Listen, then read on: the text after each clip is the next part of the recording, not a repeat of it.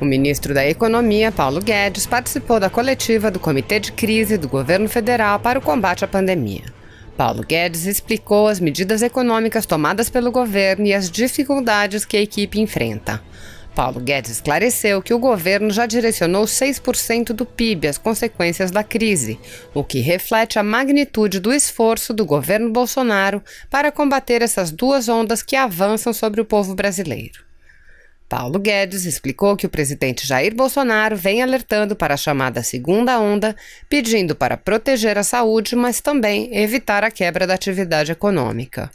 O ministro rebateu as críticas ao presidente e à equipe econômica, apontando que a magnitude dos programas emergenciais do governo exige um cuidado, uma blindagem que precisa ser jurídica e também legislativa. Paulo Guedes exemplificou com a gritaria exigindo que o presidente sancionasse rapidamente o auxílio de R$ 600 aos autônomos e informais. O ministro lembrou que a proposta e o valor vieram do governo e ainda que uma diferença de 1 ou 2 dias na aprovação não tem qualquer impacto sobre o início dos pagamentos, já que o principal fator para que o dinheiro chegue aos cidadãos é a logística. O ministro disse: há muita gente criticando, acho que até oportunisticamente. Qualquer crítica de que houve uma demora, eu considero oportunismo político, não considero uma coisa séria. O ministro afirmou que espera cooperação pela gravidade da crise e lembrou: nenhum país emergente fez um movimento tão rápido e com tanto volume de recursos como nós. Paulo Guedes reiterou: quero de novo dizer que temos um governo preocupado com todas as dimensões da crise, alertando para o problema econômico que pode vir lá na frente sem descuidar em nenhum momento do problema da saúde, e pediu união em torno desse lema de que nenhum brasileiro será deixado para trás. O ministro disse: nesse momento de ameaça à saúde do povo brasileiro, não é o momento para explorar politicamente. Assista. Eu peço que justamente haja um espírito agora de união realmente em torno desse lema de que nenhum brasileiro será deixado para trás e que a saúde, a defesa da saúde e do emprego dos brasileiros está acima de quaisquer diferenças. Daqui a 3, 4 meses, nós superarmos essa crise, atravessarmos o problema de saúde, podem voltar de novo com o barulho natural de uma democracia. Pode todo mundo chutar todo mundo de novo, começar a brigalhada, todo mundo atacando todo mundo, mas primeiro estamos todos juntos, porque juntos somos mais fortes. Todos juntos para resolver o problema da defesa da saúde brasileira. Ali na frente a gente volta a brigar de novo, porque a democracia é barulhenta, tem sempre briga mesmo, com isso nós estamos acostumados. Mas eu acho que nesse momento de ameaça da saúde do povo brasileiro, não é o momento para tentar explorar politicamente quaisquer problemas que tenhamos. O programa passa de 98 bilhões de reais. Só esse programa de auxílio aos informais,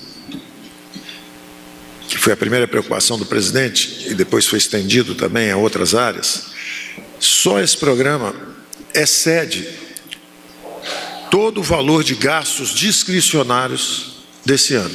Ou seja, todas as despesas que todos os ministérios teriam esse ano, que estavam em torno de 95 bilhões de reais, apenas esse programa já excede esse valor previsto. Isso para dar uma ideia da magnitude da ameaça que avançou sobre a saúde do povo brasileiro. Então, o presidente Bolsonaro, desde o início, nos pediu que formulássemos programas que defendessem a saúde e o emprego dos brasileiros. Esse é um programa especificamente de defesa da vida e da saúde dos brasileiros. Então se aproxima de 100 bilhões de reais. O total já mobilizado por nós passa de 3,4% do PIB. Ou seja, o déficit primário já atinge 6% do PIB. O déficit estrutural, por um lado, estava em 2,6% do PIB, com a queda da arrecadação. E, por outro lado, nós já avançamos 3,4% do PIB em medidas emergenciais, fazendo um total de 6% do PIB de déficit primário. o que reflete a magnitude do esforço do governo do presidente Bolsonaro para combater essas duas ondas que avançam sobre o povo brasileiro.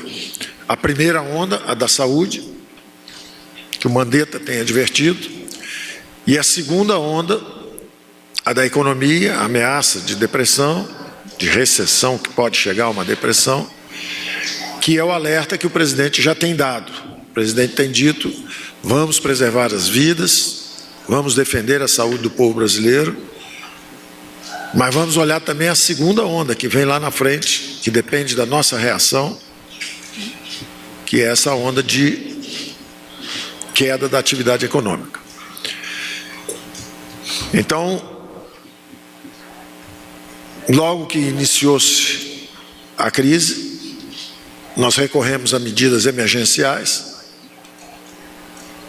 primeiro as infraconstitucionais, depois avançamos para as constitucionais, e essa última medida, que foi inclusive objeto de um debate muito grande, né, se era necessário uma PEC ou não, nós tínhamos duas alas no Ministério de Economia, duas alas, cada uma muito ciosa dos seus deveres, são recursos públicos, né? Nós devemos uma prestação de conta e completa transparência sobre isso, então é muito importante que fique claro. Quando o ministro Alexandre Moraes, pelo Supremo, numa decisão monocrática, diz: podem avançar nos gastos, isso aconteceu no fim de semana. Na segunda-feira, nossa ala jurídica, completamente alinhada com o ministro Alexandre Moraes, disse: vamos avançar.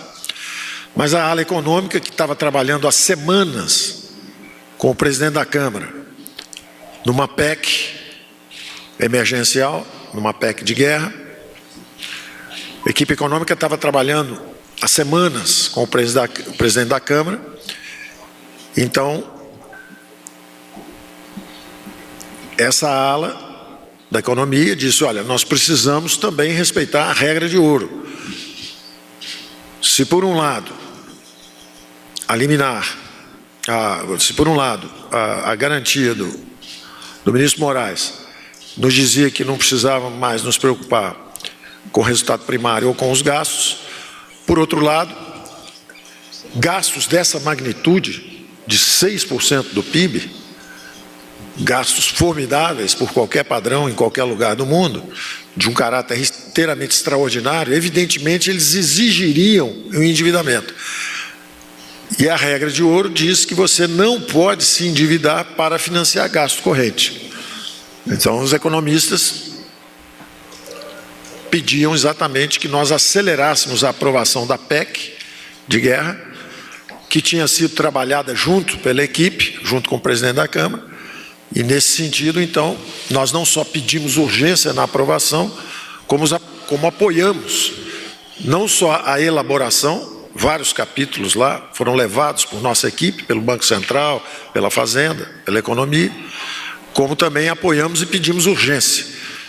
Nunca com nenhuma intuição de criar conflito entre poderes, muito ao contrário, temos uma história já de colaboração e gostaríamos que assim fosse, principalmente face a esse enorme desafio da saúde brasileira. Não é hora para busca de protagonismo, para oportunismo político, é hora de união, exatamente para superarmos esses desafios. Então eu passaria a palavra agora ao nosso ministro Onyx, porque é a cidadania que cuida da implementação do programa, da abrangência do programa. Quando nós começamos com a preocupação principalmente em 38 milhões de informais. Isso foi se expandindo, os valores foram subindo por atuação exatamente desse mecanismo democrático em que nós confiamos tanto. A Câmara foi ampliando um pouco a abrangência do programa e, ao mesmo tempo, o próprio presidente puxou o valor para R$600 no final, e nós consideramos, então, que com esse gasto, e eu repito, que é maior do que toda a programação anual, quer dizer, em 3 meses nós vamos gastar mais do que toda a programação anual de todos os ministérios. os 95 bilhões de despesas discricionárias que nós tínhamos. Daí, essa magnitude dos programas, que já passaram dos 800 bilhões e possivelmente vão chegar a quase 1 trilhão de reais ao longo das próximas semanas ou meses. É por isso que nós precisamos não só dessa blindagem jurídica, mas também dessa blindagem legislativa. E que nós estamos muito seguros, a decisão do presidente foi que nós vamos avançar, e nós estamos muito seguros, que até pela manifestação pública do Congresso, do presidente da Câmara, do ministro Supremo, ministros do Supremo, de que tudo isso, toda essa união em torno desses objetivos ocorrerá. Então, o ministro Onyx vai falar um pouco da abrangência, do alcance do programa, e o presidente da Caixa Econômica Federal, que brilhantemente desempenhou a execução daquela medida nossa do FGTS, né, que trouxe o salário aniversário para milhões de trabalhadores brasileiros, essa capacidade de execução da Caixa Econômica Federal, sob o comando do nosso Pedro Guimarães. Ele vai, então, também responder, explicar o planejamento que estamos fazendo de execução e deixar claro também um ponto aqui. Não são 1 ou 2 dias de atraso ou de antecipação. Isso é muito importante, deixar o povo brasileiro muito consciente disso. Desde que nós começamos a formular o programa,